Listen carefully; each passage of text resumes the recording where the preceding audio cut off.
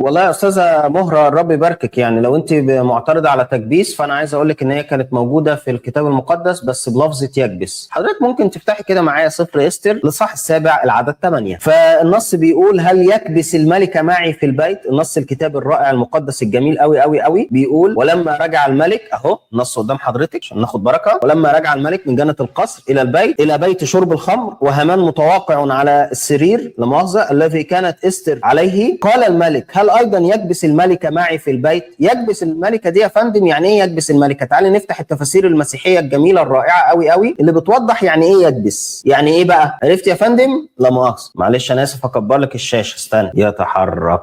عرفت يكبس يعني ايه يا فندم؟ فلو حضرتك معترض على التكبيس، الرب يباركك، ممكن تاخدي اللفظه الثانيه اللي موجوده المقدسه الجميله او الرائعه قوي اللي وردت في الكتاب الرائع الجميل قوي المقدس بتاع حضرتك. الرب يباركك يا استاذه ميرا او مهرائيل، مش فاكر. اهلا بيك يا فندم.